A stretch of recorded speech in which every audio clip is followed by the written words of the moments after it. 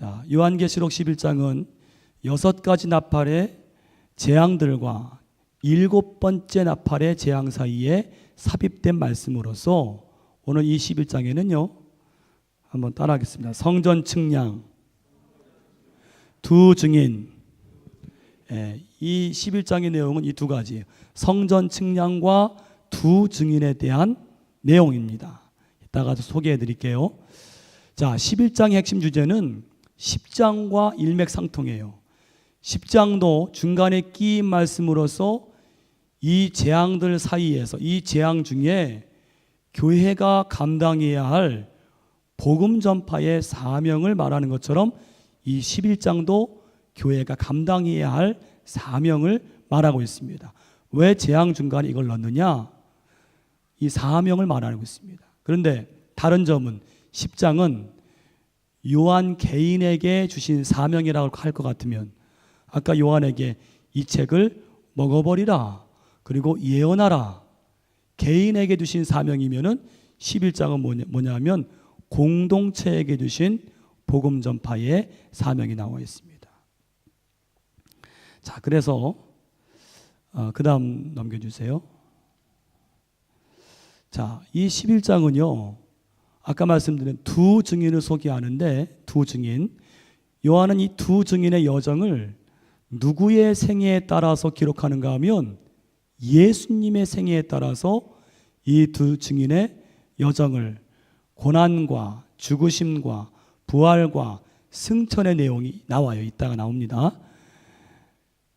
그래서 여러분, 이 예수님의 그 삶을 여기다 적어놓은 것은 뭐냐면 교회 공동체가 감당해야 될 사명은 두 가지. 하나는 예수님을 전하는 것뿐만 아니라, 이게 첫 번째 사명이죠. 두 번째는 예수님이 걸어가신 길을 삶으로 걸어가야 한다라는 것을 보여주는 것입니다. 여러분, 그러므로 우리 교회는요, 전함과 동시에 내가 전한 대로 사는 게 중요해요. 전하는 것도 중요하지요. 예수님을 전하는 것 중요합니다. 전도 중요해요. 또 한 가지 중요한 것은 내가 전한 대로 살아가는 것, 예수님처럼 살아가는 것, 예수님의 여정을 따라 살아가는 것도 우리 교회의 중요한 사명이다라는 거예요. 할렐루야. 여러분, 예수님을 열심히 전하시기 바랍니다. 그 다음에 전한 대로 살아가야 돼요. 그것이 오늘 11장 말씀이 주시는 메시지입니다. 자, 첫 번째로 이제 성전 측량이 나와요. 우리 성경책 펴시고 1절과 2절을 같이 읽어보겠습니다. 1절, 2절입니다. 함께 있습니다. 또 내게 지팡이 같은 갈대를 주며 말하기를 일어나서 하나님의 성전과 제단과 그 안에서 경배하는 자들을 측량하되 성전 바깥마당은 측량하지 말고 그냥 두라. 이것은 이방인에게 주었은즉 그들이 거룩한 성을 42달 동안 짓밟으리라. 아멘. 자, 이게 맨 처음에 뭐라 그래요?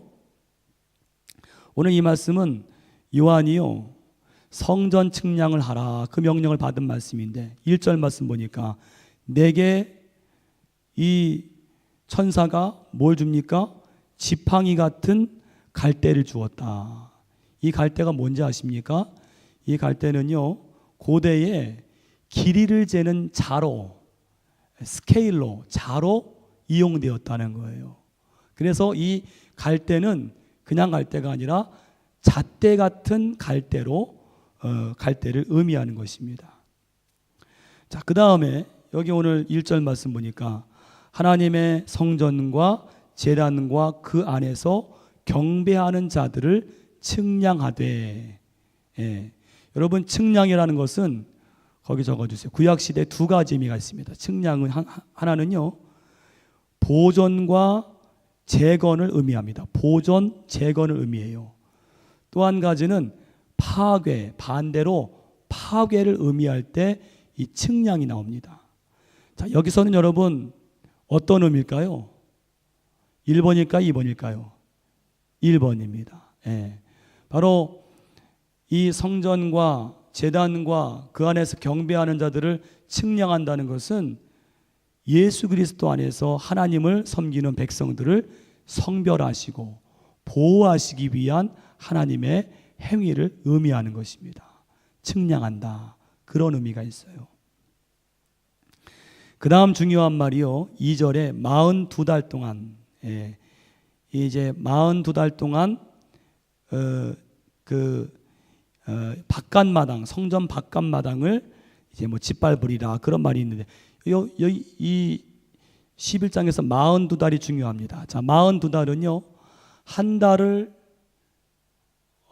성전 바깥마당이 있군요. 성전 바깥마당을 측량하지 말고, 여러분, 성전 바깥마당은 이방인의 뜰을 가리켜요. 성전에는요, 이방인의 뜰이 있고 여인의 뜰이 있고 제사장의 뜰이 있는데, 이방인들이 들어갈 수 있는, 이방인들에게 허락된 그 뜰이 이방인의 뜰을 가리키는 것인데, 여러분, 이 성전 바깥마당은 무엇을 의미하냐? 그리스도인이라는 이름은 가졌지만은 참된 믿음을 갖지 못한 그런 자들을 상징한다는 것입니다. 다시 말해서 이름만의 그리스도인, 명목상의 그리스도인. 여러분, 성경 말씀 그런 말씀이 있죠. 표면적 유대인이 아니라 내면적 유대인이 유대인이다. 할렐루야. 우리가 내면적인 성도가 되어야 돼요. 명목상의 외면적인, 표면적인 성도가 아니라 내면적인. 오늘 그것을 말하는 것입니다. 그다음 42달. 42달은요, 한 달을 30일로 계산할 때 며칠인가? 1260일이에요. 자, 3절 보세요. 3절에 며칠이 나옵니까? 3절 말씀 같이 읽어보겠습니다. 내가 나의 두 증인에게 권세를 주리니 그들이 굵은 베옷을 입고 1260일을 예언하리라. 아멘. 이 42달은 두 증인이 예언하는 그 기간인 1260일인데 횟수로 따지면 3년 반에 해당합니다. 그런데 오늘 이 말씀, 이 11장에 보면은 요거와 비슷한 것들이 많이 나와요. 11절 보세요. 11절 보시면 맨 앞에 뭐가 나오죠? 3일 반. 이 3일 반도 상징적인 것으로서 이 1260일 42달과 똑같은 의미입니다. 그리고 12장 14절에 보세요. 12장 14절. 성경 한번 넘겨보세요. 같이 읽어보겠습니다. 그 여자가 큰 독수리의 두 날개를 받아 광야 자기 곳으로 날아가 거기서 그 뱀의 낯을 피하여 한 때와 두 때와 반 때를 양육받으매. 여기 한 때 1년, 두 때 2년, 반 때 반년. 몇 년이에요? 3년 반이에요. 이 네 가지가 다 같은 거예요. 42달, 3년 반, 또 3일 반, 한 때와 두 때와 반 때 다 같은 의미입니다. 이거는 7년 대환란의 절반을 의미해요. 절반. 대환란은 이 11장에 보면 7년입니다. 근데 이거는 숫자적으로 7년은 아닌데 7년의 반이에요. 반. 그래서 이 42달은 7년도 그렇지만 상징적인 기간입니다. 7년이라는 것은 아주 완전한 어떤 기간을 의미하는데, 완전한 그 기간의 반에 해당하는 것이 바로 3년 반, 42달, 한 때, 두 때, 반 때, 1260일이라는 거예요. 그래서 오늘 11장에 보면은 1절로 13절까지요, 7년 대환란에 관한 것인데 전 3년 반과 후 3년 반이 나와요. 전후, 전 3년 반, 후 3년 반. 자, 다시 한번 좀 우리 성경 한번 보세요. 자, 11장 2절에 42달에 표시해 주시고, 11장 3절에 1260일. 자, 두 증인이 1260일 동안, 3년 반 동안 예언을 한다는 거예요. 그랬는데 7절 가보세요. 그들이 죽었어요. 순교합니다. 7절 마지막에 나오지요. 그들을 죽일 터인즉. 요때가 바로 3년 반 되는 때에 죽습니다. 순교하는 거예요. 그 다음에 11절 보세요. 11절 3일 반 후에, 요거는 이제 후 3년 반이 끝난 다음에 11절 보니까 3일 반 후에 그들이 일어서니, 이거는 부활을 말합니다. 부활을 말해요. 그러니까 간단하게 보세요. 두 증인이 7년 동안 전 3년 반 동안에 예언을 합니다. 하나님 말씀을 증거해요. 그러다가 3년 반 되는 때 죽임을 당해요. 그리고 3년 반 지난 다음에 7년 되는 때에 부활을 한다는 그런 이야기입니다. 오늘 전체적인 내용이 좀 자세하게 설명을 드렸습니다. 자, 그 다음 볼까요? 두 증인이 나와요. 자, 이 두 증인이 무엇이냐? 여러 가지 견해가 있어요. 먼저는 구약 율법의 대표인 누구요? 모세, 그리고 선지자의 대표인 엘리야다. 그런 견해가 있습니다. 모세와 엘리야 짝이죠. 그 다음에 성경의 죽음을 보지 않고 승천한 누구요? 에녹과 엘리야다. 그렇게 말합니다. 그렇게 보는 견해가 있어요. 또 어떤 신학자들은 이거는 구약과 신약일 것이다. 이 두 증인은. 그 다음에 네 번째로는 교회의 대표적인 양대 기둥인 바울과 베드로가 아니겠느냐, 그런 견해가 있습니다. 그런데 가장 무난한 견해는 마지막 모세와 엘리야의 정신을 이어받은 모든 시대의 하나님의 종들을 가리킨다는 견해가 가장 무난한 견해입니다. 자, 그런데 말씀 우리 3절 6절 말씀 한번 읽어봐요. 3절 6절 말씀입니다. 같이 읽습니다. 내가 나의 두 증인에게 권세를 주리니 그들이 굵은 베옷을 입고 1260일을 예언하리라. 그들은 이 땅의 주 앞에 서 있는 두 감람나무와 두 촛대니 만일 누구든지 그들을 해하고자 하면 그들의 입에서 불이 나와서 그들의 원수를 삼켜버릴 것이요 누구든지 그들을 해하고자 하면 반드시 그와 같이 죽임을 당하리라. 그들이 권능을 가지고 하늘을 닫아 그 예언을 하는 날 동안 비가 오지 못하게 하고 또 권능을 가지고 물을 피로 변하게 하고 아무 때든지 원하는 대로 여러 가지 지향으로 땅을 치리로다. 아멘. 자, 거기 3절 보니까 그들이 두 증인이 굵은 베옷을 입었다. 뭘 말합니까? 여러분, 굵은 베옷은요 슬픔과 애통한 마음을 나타납니다. 그래서 이 두 증인이 굵은 베옷을 입었다는 것은 사람들의 죄에 대해서 슬퍼하고 애통한 마음을 가졌다는 것을 의미합니다.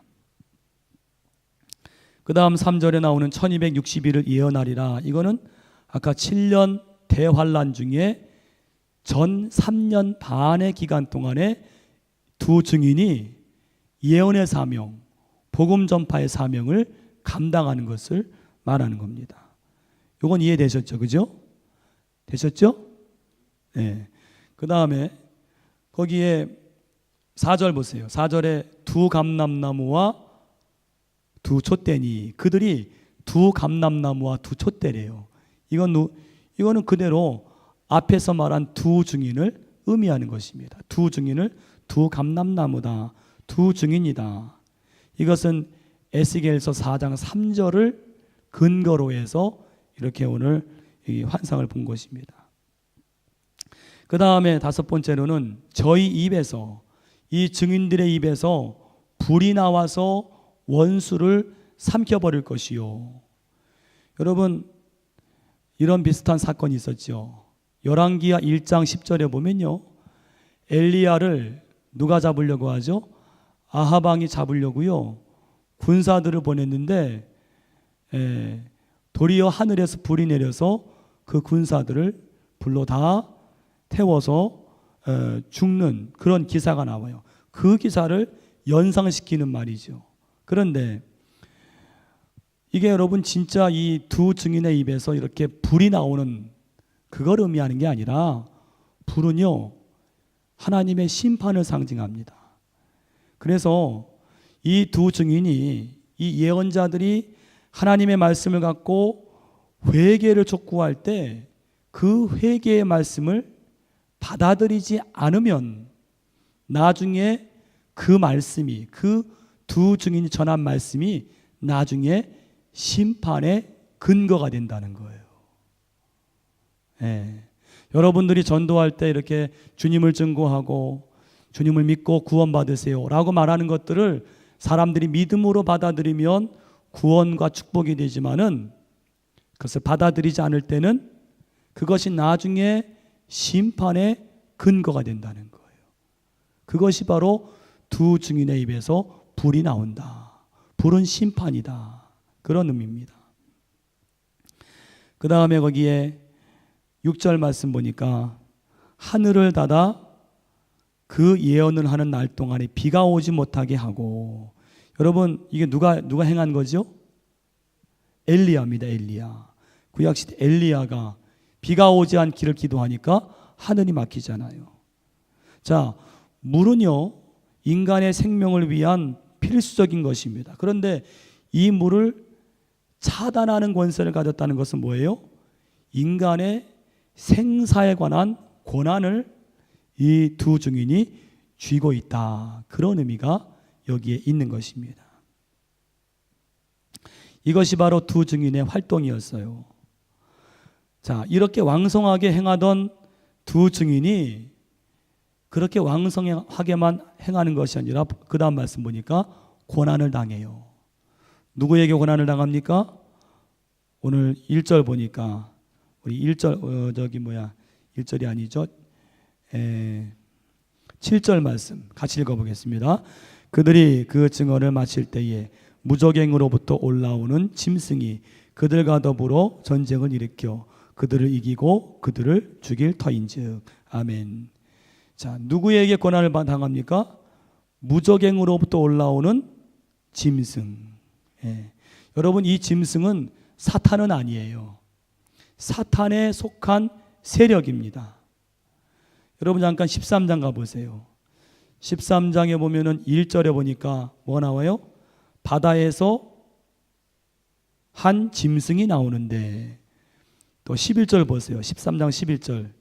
내가 보면 또 다른 짐승이 어디서 올라와요? 땅에서 올라와요.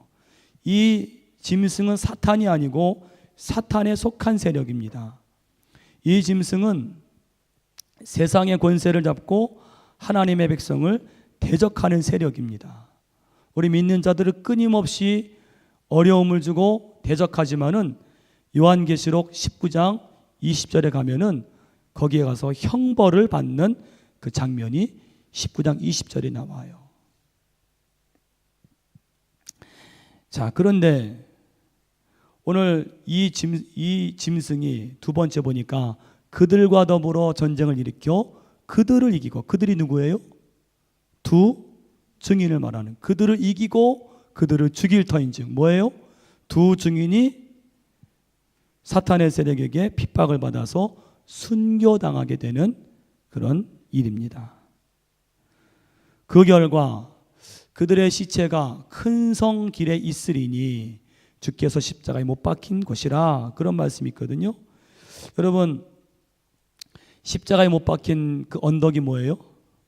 골고다 언덕이죠. 그 옆에 성이 뭐예요?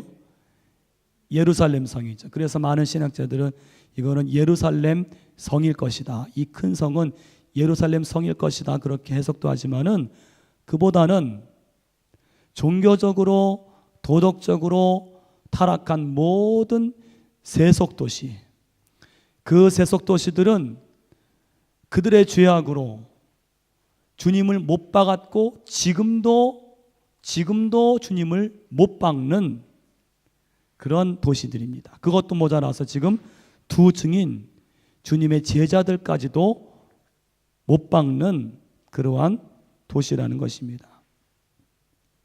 자, 그 다음에 또 말씀, 그 시체를 사흘 반 동안 목도하며, 그런 말씀이 있어요. 어디에 나오죠?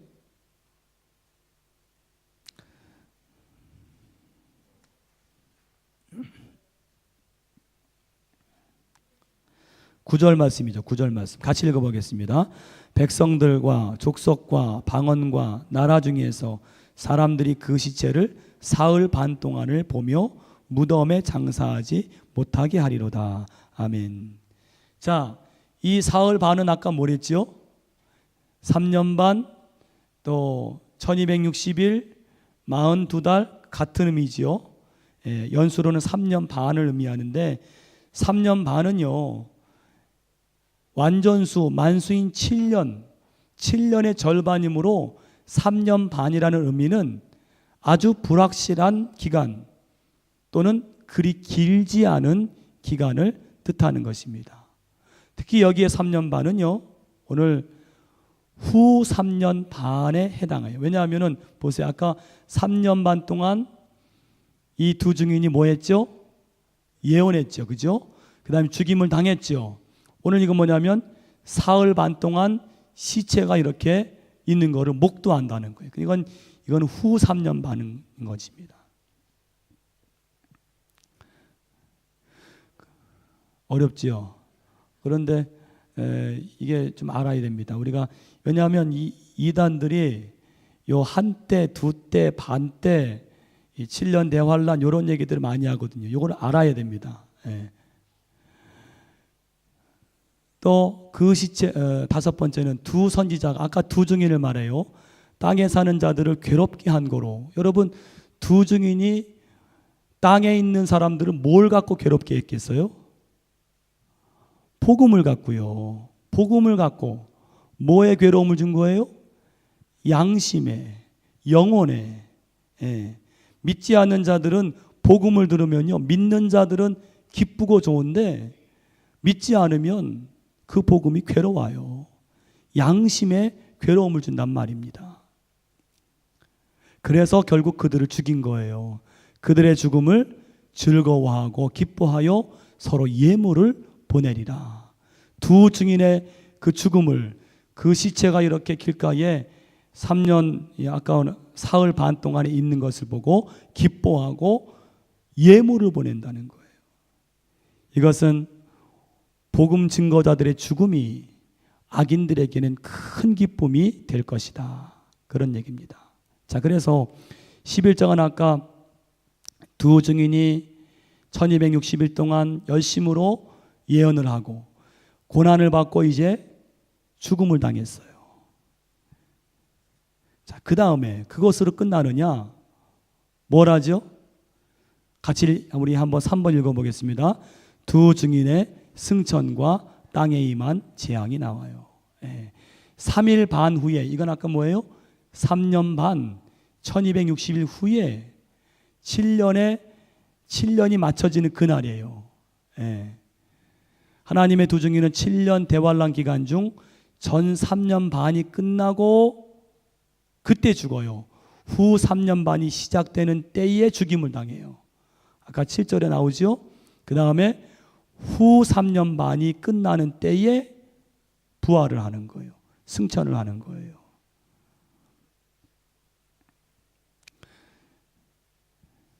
그 다음에 거기 이제 말씀 보면 생기가 그들 속에 들어가매 그들이 발로 일어서니 어디에 나옵니까? 우리 11절 말씀 같이 한번 읽어보겠습니다. 3일 반 후에 하나님께로부터 생기가 그들 속에 들어가매 그들이 발로 일어서니 구경하는 자들이 크게 두려워하더라. 아멘.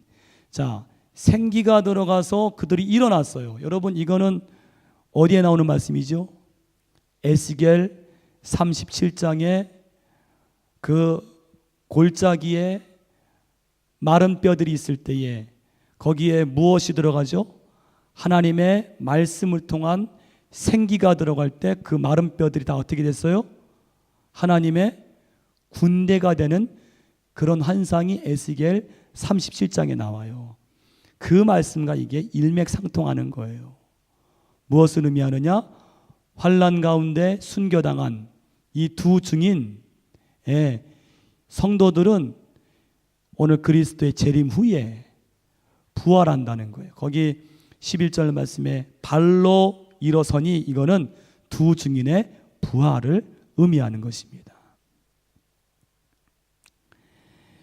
그 다음에 우리 12절 말씀 읽어보겠습니다. 12절입니다. 하늘로부터 큰 음성이 있어 이리로 올라오라 함을 그들이 듣고 구름을 타고 하늘로 올라가니 그들의 원수들도 구경하더라. 아멘. 자, 이건 뭘 말해요? 예수 그리스도께서 재림하실 때에 그리스도 안에서 죽은 자들은 부활해서 공중에 올림을 받을 것이다. 그걸 말합니다. 거기 여러분 적어주세요. 이와 굉장히 흡사한 말씀이 데살로니가전서 4장 15절로 17절입니다. 데살로니가전서 4장 15절로 17절.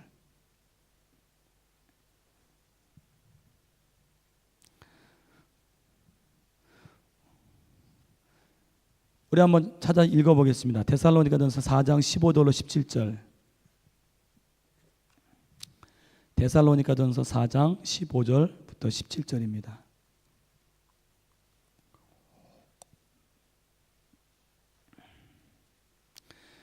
신약성경 332페이지입니다. 같이 읽겠습니다. 우리가 주의 말씀으로 너희에게 이것을 말하노니 주께서 강림하실 때까지 우리 살아남아 있는 자도 자는 자보다 결코 앞서지 못하리라. 주께서 호령과 천사장의 소리와 하나님의 나팔 소리로 친히 하늘로부터 강림하시리니 그리스도 안에서 죽은 자들이 먼저 일어나고 그 후에 우리 살아남은 자들도 그들과 함께 구름 속으로 끌어올려 공중에서 주를 영접하게 하시리니 그리하여 우리가 항상 주와 함께 있으리라. 아멘. 굉장히 흡사한 말씀이죠. 마지막 주님이 오실 때, 재림하실 때에 그리스도 안에 죽은 자들이 부활해서 공중으로 올림을 받을 것이다. 그런 얘기입니다. 이렇게 해서 11장은 두 증인, 이 땅에서 성도들 하나님의 교회가 어떤 사명을 감당하고 어떤 어려움을 겪을 것이고 그리고 마지막에는 어떻게 승천할 것인가, 그거를 보여주는 말씀입니다. 그리고 나서 11장 마지막에 일곱째 나팔이 불려지는 거예요. 일곱째 나팔. 자, 이 일곱째 나팔은요 어떤 의미가 있는가 하면 거기 적어주세요. 일곱 대접 재앙을 위한 준비입니다. 일곱 대접 재앙을 위한 준비입니다. 이 일곱째 나팔 재앙은 다음에 이루어진 일곱 대접 재앙을 위한 준비예요. 그래서 여기에는 어떤 재앙이라기보다는요 24장로가 하나님 앞에 찬양하고 경배하는 내용이 나와요. 여러분, 이것은 무슨 의미가 있는가 하면 저기 보세요. 여러분, 일곱 재앙 중에 첫 번째가 뭐예요? 일곱 인의 재앙이죠. 여섯째 인의 재앙이 끝나고 일곱째 인을 뗀 후에 아주 고요한 정적 기간이 있었어요. 그게 여러분 8장 1절로 5절에 나오거든요. 거기에 보면은요 하나님께 성도들이 기도하는 게 나옵니다. 기도가 나와요. 예. 다음 일곱 나팔의 재앙 직전에 성도들이 기도하는 그 장면이 나오는데 같은 맥락이에요. 이것도요 일곱 나팔 재앙 후에 이제 곧 일곱 대접 재앙이 저 이제 15장에 가서 이루어질 텐데 그 전에 24장로들이 하나님을 찬양하는 장면이 여기에 나오는 것입니다. 그 찬양 내용이 무엇이냐 하면은요 세 가지입니다. 같이 한번 읽어볼까요? 같이 읽겠습니다. 옛적에도 계시고 지금도 계신 전능하신 하나님께서 친히 왕노릇하신다. 그거를 찬양해요. 또 읽겠습니다. 분노하는 이방들의 주의 진노가 내려 죽은 자를 심판하심. 예. 여러분, 여기에 죽은 자를 심판하신다는 건요 이미 영적으로 죽은 자를 심판하셔서 영원한 죽음에 처해지는 것을 말합니다. 여기에 죽은 자는 영적으로 죽은 사람들을 말하는 거예요. 그 다음 세 번째는요 함께 읽습니다. 주를 경외하는 자에게 상 주시며 땅을 망하게 하는 자들을 멸망시키신다. 여러분, 여기에 땅을 망하게 하는 게 뭘까요? 땅을 망하게 하는 것. 땅을 망하게 하는 것은요, 이 땅에 죄악의 씨를 뿌려서 사람들로 하여금 범죄하게 만드는 사탄과 그의 세력을 의미하는 것입니다. 그게 바로 땅을 망하게 하는 거예요. 땅을 망하게 한 자들에게 멸망이, 주님을 경외하는 자들에게 상이 임할 것이다. 이 찬양을 24장로들이 7째 나팔이 불려지니까 이 찬양을 드리고 나서 그리고 이제 7 대접재앙이 이어지는 거예요. 그게 여러분 11장의 내용입니다. 자, 우리 다음에 12장 보겠습니다. 12장은 좀 11장보다는 좀 쉽고 굉장히 좀 흥미있는 내용입니다. 자, 12장은요, 마지막 7 대접재앙이 시작되기 전에 삽입된 말씀이에요.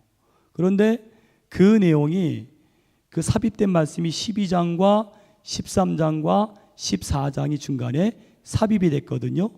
근데 그 내용이 무엇이냐?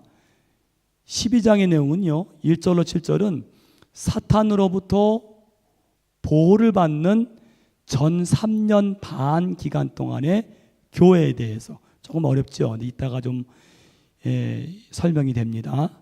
사탄으로부터 보호를 받는다. 교회가 보호를 받아요. 일단은요, 12장에 나옵니다.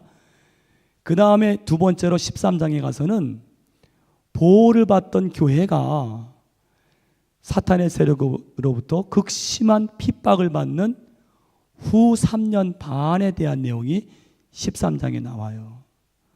그래서 아까 여러분 우리가 같이 읽었죠? 바다에서 짐승이 올라오고 땅에서 짐승이 올라오고 아주 극심한 환난을 의미하는 그 말씀이 13장에 나와요. 그리고 14장에는 하나님의 교회의 승리와 악인이 받을 심판에 대해서 나옵니다. 이거는 나중에 또 할 거니까요. 일단은 그렇게 넘어가시죠. 12장 볼게요. 자, 우리 1절부터 거기에 6절까지 같이 한번 읽어보겠습니다. 12장 같이 읽겠습니다. 하늘에 큰 이적이 보이니 해를 옷 입은 한 여자가 있는데 그 발 아래에는 달이 있고 그 머리에는 12별의 관을 썼더라. 이 여자가 아이를 베어 해산하게 되며 아파서 애를 쓰며 부르짖더라. 하늘에 또 다른 이적이 보이니 보라, 한 큰 붉은 용이 있어 머리가 7이요 뿔이 10이라. 그 여러 마리에 7 왕관이 있는데 그 꼬리가 하늘의 별 3분의 1을 끌어다가 땅에 던지더라. 용이 해산하려는 여자 앞에서 그가 해산하면 그 아이를 삼키고자 하더니 여자가 아들을 낳으니 이는 장차 철장으로 만국을 다스릴 남자라. 그 아이를 하나님 앞과 그 보좌 앞으로 올려가더라. 그 여자가 광야로 도망하며 거기서 1260일 동안 그를 양육하기 위하여 하나님께서 예비하신 곳이 있더라. 아멘. 자, 여기 여러분 마지막에 1260일이 나오지요. 전 3년 반을 말하는 거예요. 자, 여기 이제 보면 1절 맨 처음에 누가 나와요? 해를 옷 입은 여자. 해요, 해, 선. 해를 옷 입었대요. 해를 옷 입은 한 여자가 나옵니다. 저런 광경입니다. 그리고 저 여자가 뭘 밟고 있습니까? 발에는 달을 밟고 있어요. 자, 해는요, 하나님의 영광을 나타냅니다.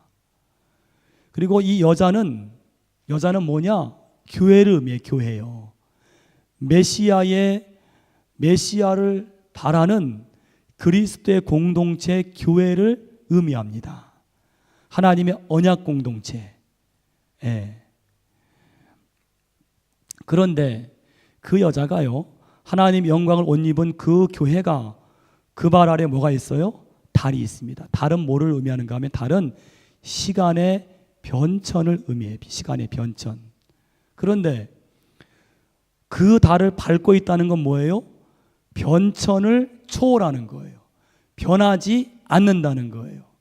즉 하나님의 언약 백성은 이러한 시간의 변천, 세상의 변화, 세상이 아무리 요동치고 변한다 할지라도 오늘 하나님의 교회는 변치 않는다. 그런 뜻이 있습니다.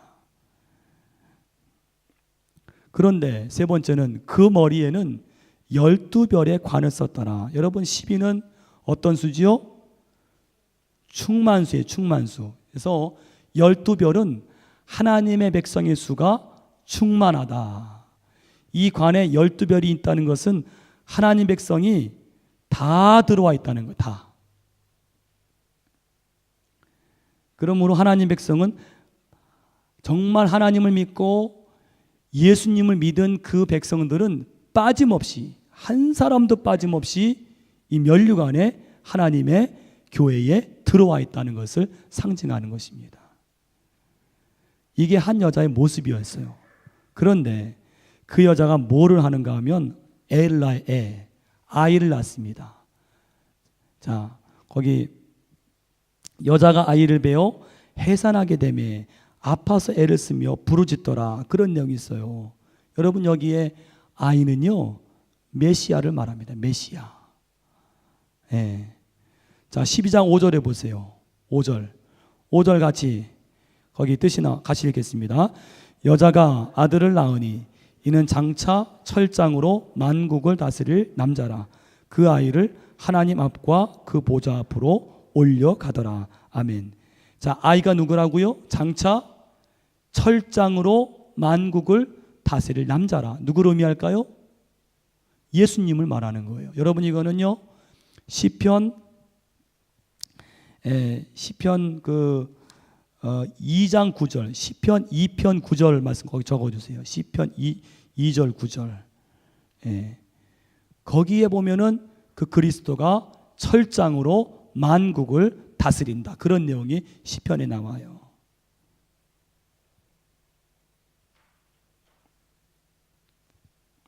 자, 그래서 이 여자가 아이를 해산을 하는데 아파서 애를 쓰며 부르짖더라. 이건 뭘 의미하는가 하면 하나님의 언약 공동체인 교회가, 여러분 지금 우리가 다 예수님을 바라지요. 그죠? 예수님을 대망하시지요. 대망하시지 않나요? 예수님 바라시지요? 그런데 우리가 고통 가운데 예수님을 바라고 있다는 거예요. 환난 속에서. 그거를 의미하는 것입니다. 그렇게 교회가 그런데 그걸 누가 방해합니까? 큰 붉은 용. 12장 여기 보면은 3절 보세요. 하늘에 또 다른 이적이 보이니 보라 한 큰 붉은 용이 있어. 여러분 이 붉은 용은 뭘까요? 이 붉은 용은요 거기에 있습니다. 뜻이 어디 있는가 하면 9절 보세요. 9절 그 큰 용의 뜻이 나와요. 함께 있습니다. 큰 용이 내쫓기니 옛뱀 곧 마귀라고도 하고 사탄이라고도 하며 온 천하를 꿰는 자라. 그가 땅으로 내쫓기니 그의 사자들도 그와 함께 내쫓기니라 그랬습니다.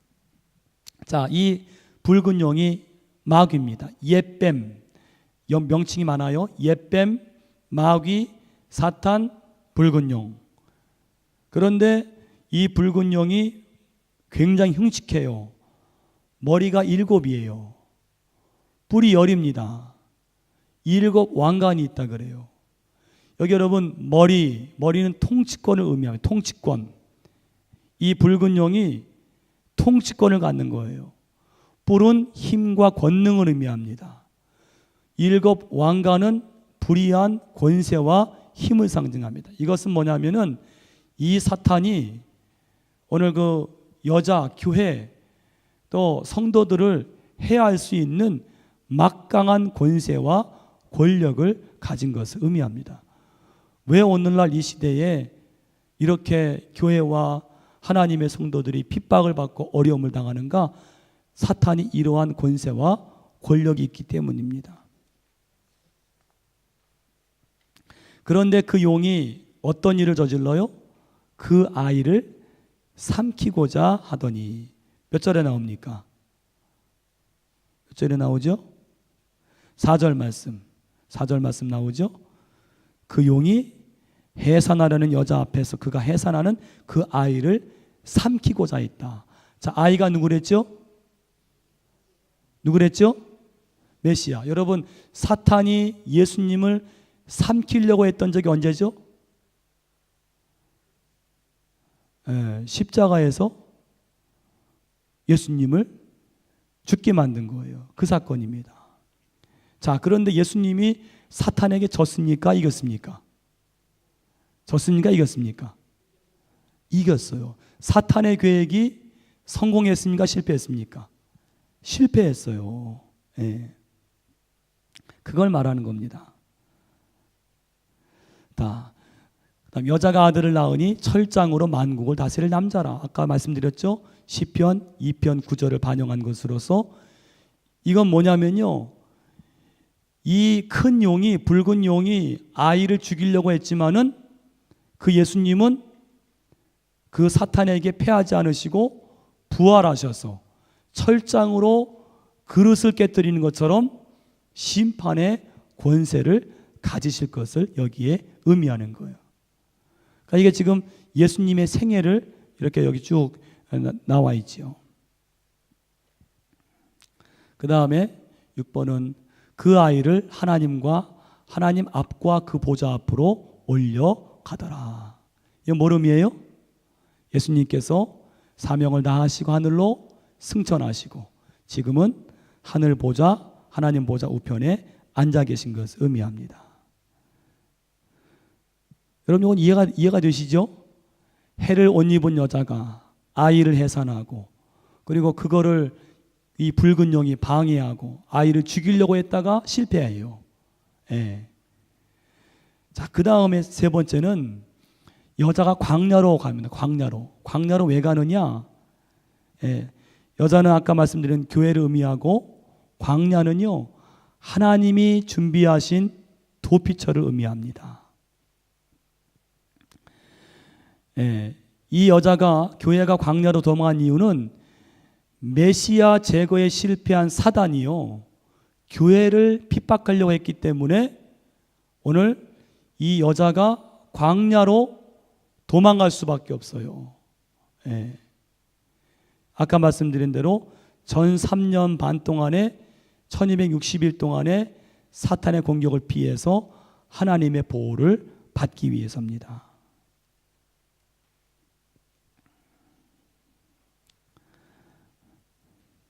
자, 두 번째로, 자, 여기 같이 한번 읽어볼까요? 그를 시작. 그를 양육하기 위하여 하나님께서 예비한 것이 있더라. 아멘. 자, 그가 누구냐면요, 여자를 말해요. 교회를 말해요. 하나님께서 교회 성도들을 양육하기 위해서 예비한 것이 있더라. 거기가 어딜까요? 조금 아까 말씀드린 광야입니다. 광야예요. 하나님께서는요, 이 환난 중에 처할 교회와 성도들을 그냥 버려두시지 않고 돌보시기 위해서 뭘 준비하세요? 광야를 준비하세요. 오늘 이 말씀이 그렇습니다. 거기 한번 우리 6절 말씀 한번 읽어보겠습니다. 6절 말씀. 6절 같이 읽겠습니다. 그 여자가 광야로 도망하며 거기서 1260일 동안 그를 양육하기 위하여 하나님께서 예비하신 것이 있더라. 아멘. 여러분, 이게 좀 모순이죠. 아니, 왜 하나님께서는 성도들을 보호하기 위해서 광야를 준비하셨을까? 또 광야에서 양육받도록 하셨다는 거예요. 여기 여러분, 굉장한 의미가 있습니다. 한번 거기 적어주세요. 성도가 맞이하는 광야는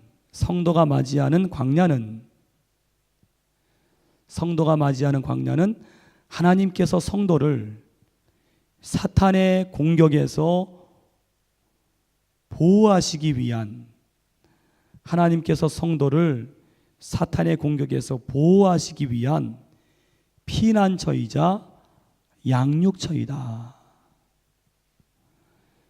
성도가 맞이하는 광야는 하나님께서 성도를 사탄의 공격에서 보호하시기 위한 피난처이자 양육처이다. 여러분, 이 말씀 이해가 되십니까? 광야가 피난처라는 거 이해가 되십니까?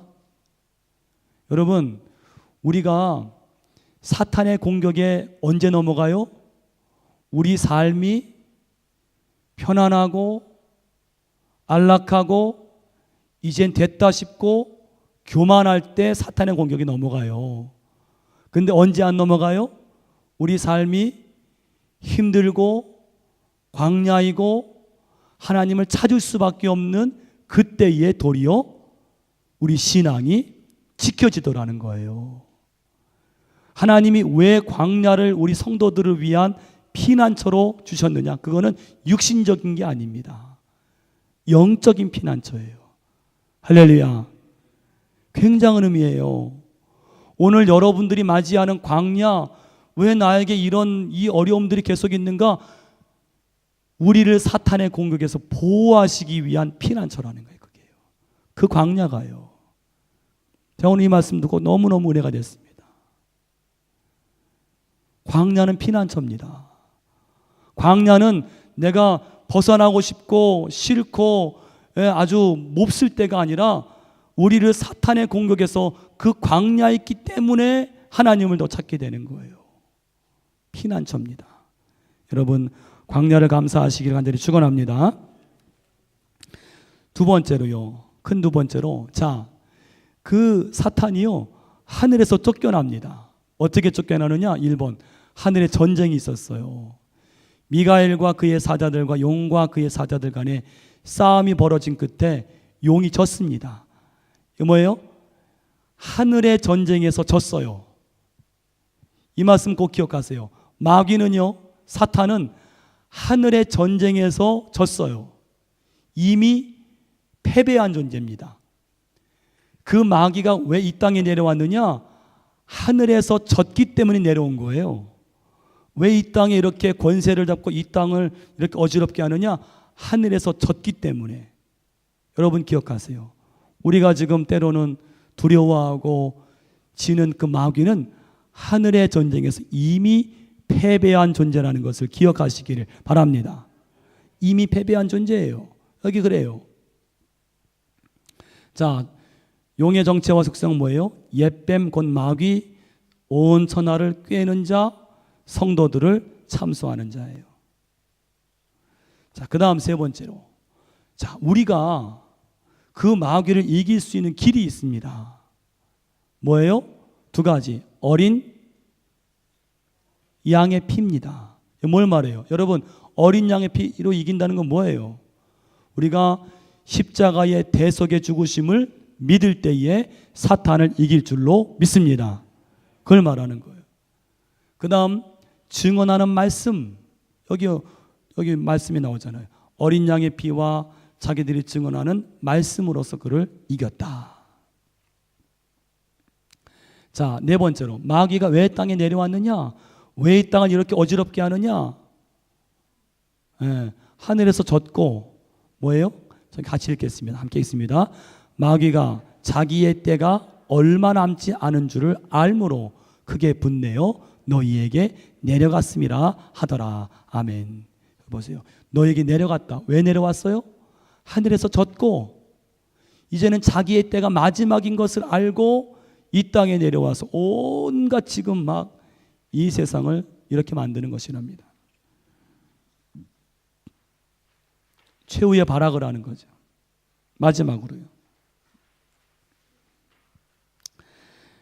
그러한 사탄의 핍박에서 교회가 보호를 받는다는 것입니다. 어디 이거 뭐죠? 예. 우리 13절로 17절 말씀 우리 한번 읽어보겠습니다. 13절. 우리 13절 말씀 읽어보겠습니다. 용이 자기가 땅으로 내쫓긴 것을 보고 남자를 낳은 여자를 박해하는지라. 아멘. 자, 아까 용이 어디에서 졌어요? 어디로 내려왔어요? 땅으로 내려와서 누구를 핍박해요? 여자가 누구예요? 교회. 왜 교회가 핍박당하는지 아시겠습니까? 하늘에서 져서 이 땅으로 내려와서 보니까 여자가 광야에 있거든요. 그 여자를 핍박하는 거예요. 박해하는 거예요.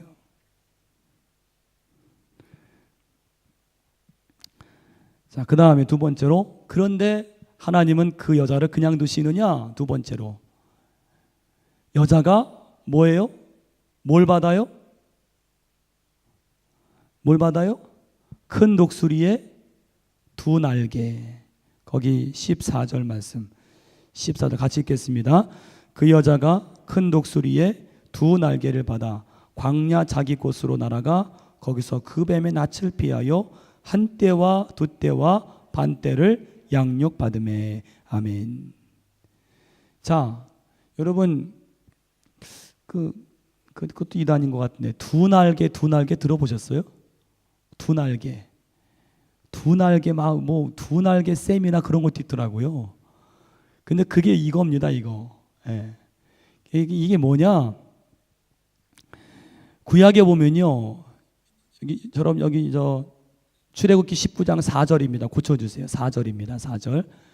19장 4절에 보면은 이런 말씀이 있어요. 내가 어떻게 독수리의 날개로 너희를 업어 내게로 인도하였음을 너희가 보았느니라. 이런 말씀이 있어요. 이스라엘 백성들을 이제 광야를 인도하실 때 내가 독수리의 날개 너희 업었다, 그런 얘기가 있어요.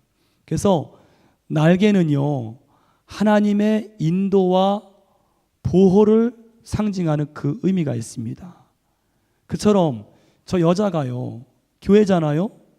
저 교회가 이 사탄이 내려와서 이 땅에서 교회를, 여자를 계속 핍박하는 거예요. 그럴 때에 하나님께서는 저 여자에게 독수리의 날개를 주셔서, 그래서 그까지 승리하도록 보호하시고 인도하신다는 그런 의미가 이 말씀 가운데 있는 것입니다. 할렐루야. 은혜가 되시죠. 자, 그 다음에 여자의 뒤에서 뱀이 여자를 물에 떠내려가게 하려 하되, 여기 보면 이제 물이 나와요. 물. 여러분, 물은요, 홍수는 재앙과 고난을 의미해요. 그래서 사단이 물을 강같이 토해내서 이 여자를 삼키려고 하는 거예요. 그 말은 엄청난 재앙과 고난을 통해서 교회를 파괴하려고 하는 지금 이 시대를 의미하는 거예요. 그런데요, 하나님 어떻게 도와주시느냐? 그 다음 보세요. 땅이 여자를 도와준대요. 땅이 여자를 도와서 그 입을 벌려서 여자를 삼키려고 하는 물을요, 이 땅이 삼켜버리는 거예요. 아까 그 그림의 광경이 그겁니다. 이 물이, 사탄이 토한 물이 여자를 삼키려고 할 때에 하나님 어떻게 도우시느냐? 땅이 입을 벌려서 그 물을 삼켜버린다는 거예요. 여러분, 땅이라고 하는 것은 성경에서 악인이나 악한 세력을 의미하거든요. 그런데 그 땅이 여자를 도와주었다, 물을 삼켰다는 것은 하나님은 자기 백성을 보호하시고 인도하실 때에 악한 세력을 이용해서라도 그를 보호하신다는 거예요. 할렐루야. 할렐루야. 마지막으로 그 여자의 남은 자손은 뭘까요? 남은 자, 성도. 어떤 성도입니까? 하나님의 계명을 끝까지 지키며 예수의 증거를 끝까지 가진 그런 자들을 말하는 것입니다. 그 여자의 남은 자손이라는 것입니다. 예, 그래서 여러분, 이 12장은 아주 굉장히 아주 시각적으로, 또 오늘날 우리 교회가 왜 이렇게 어려움을 당하고, 또 이 시대의 악한 그 영적 세력들이 얼마나 왜 이렇게 강한지, 그런 것들을 우리에게 알게 해주는 그런 귀한 말씀입니다.